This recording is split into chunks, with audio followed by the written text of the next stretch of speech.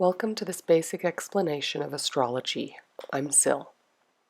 If I were to Google the meaning of astrology, the explanation I would come up with would be the study of the heavens and the effect they have on my physical life experience on Earth. But astrology means different things to different people. It's often considered to be New Age or steeped in mysticism by the mainstream, for a lot of reasons, when the truth is that almost every tradition has some reference to what we call astrology, the ancient study that as above, so below, that the heavens are not only a reflection of my outer sky, but also reflect my inner sky as I live out my daily life on Earth.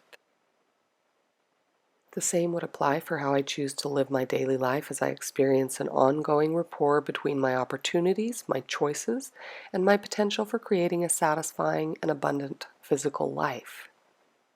Many cultures have mapped out life beyond the numbers on the clock in search for greater understanding and awareness in order to embrace a more meaningful physical experience while here.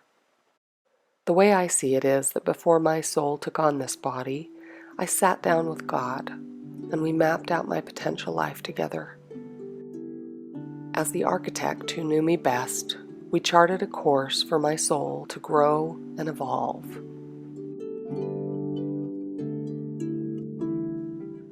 My gifts and talents and family that would best suit me.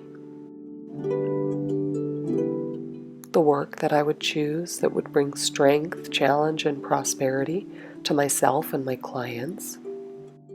And an endlessly diverse array of wonder and opportunities to choose from that would enrich and inspire my essence within a community of others who are also here to do the same thing too. That we too, my Creator and I, hand-pick those challenges and adversity which would give me more depth than I ever would have otherwise been capable of on my own. And it was written in the heavens from beginning to end, these limitless potentials for me to take full advantage of every opportunity on my physical life path, that not a moment of it would be wasted on my soul. So each day, with the sunrise, I wake up and move about my day as these heavenly energies pour in on me. And at night, I sleep, resting my body while my subconscious awakens to dream her lofty dreams in symbols that help me make spiritual sense of what has been transpiring in my day.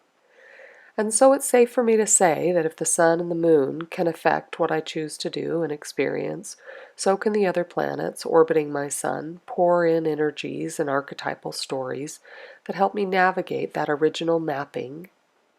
And that being said, astrology is a way to better know myself through the lens of metaphor and energy.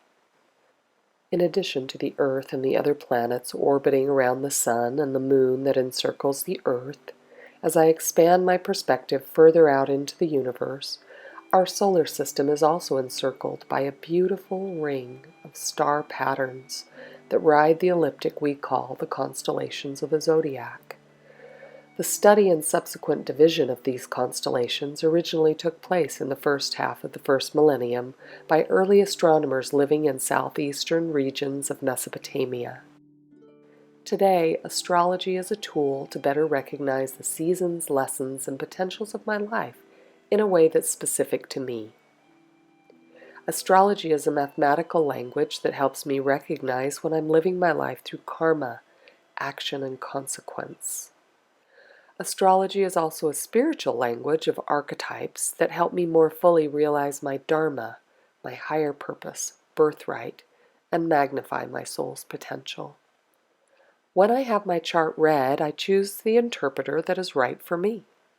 Simply put, astrology is a tool, and each person that reads or interprets a chart will use the tool of astrology differently.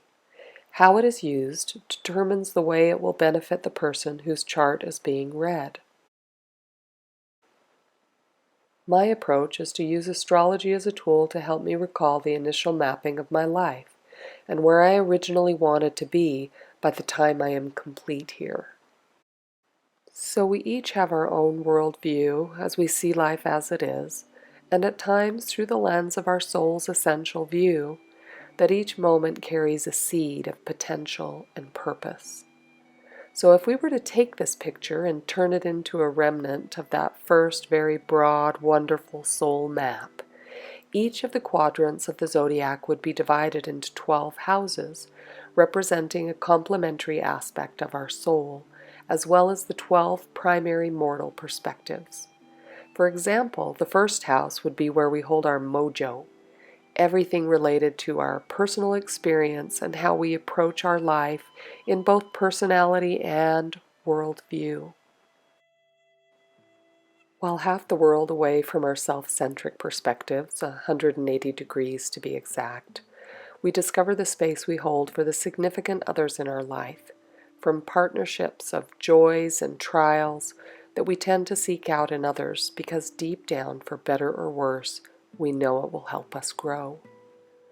The planets and heavenly bodies that move through the zodiac, crossing the house cusps of each house on our lower chart, hold the space for our personal inner perspectives, while on the higher side of our chart, we learn what we came to with regard to our outer world beyond the center we call ourself.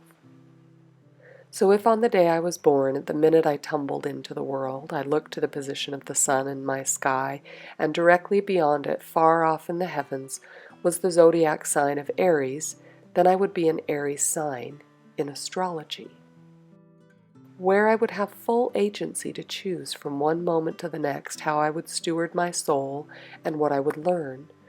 I would put to use my own individual tendencies for working through the light and shadows of my karma or expressing the gifts and talents inherent in my dharma.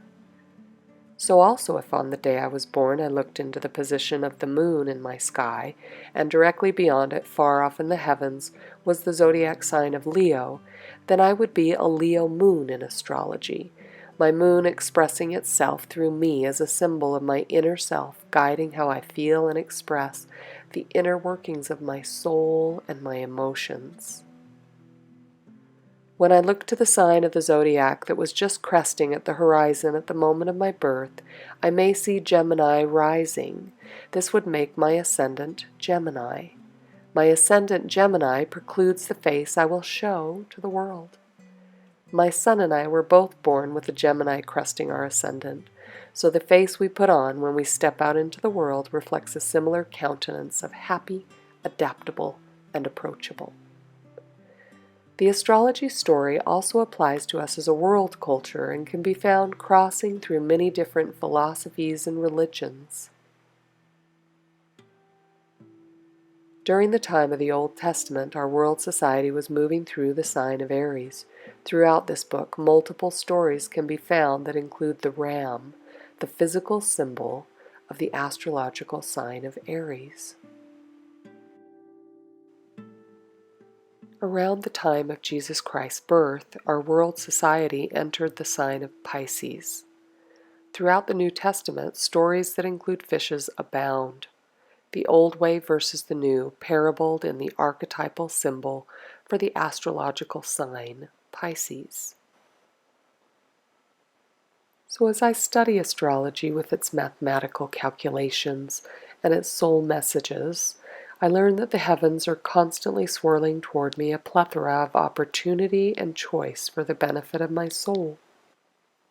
If I look at a modern astrology chart with its signs, houses, planets, and the infinite possibilities whirling my way as they aspect one another, I'm always amazed at how each hour that passes during the day can bring new opportunities and shift and change, that there's a time and a space and a season and an order for all of life's experiences.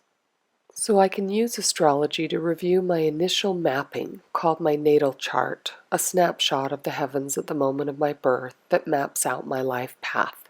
Or I can do an annual celebration of my birth each year and map out how to get the most of each turn around the wheel of time. Either way, astrology is a wonderful tool for learning how to get the most out of life and remembering what you came to do in the first place.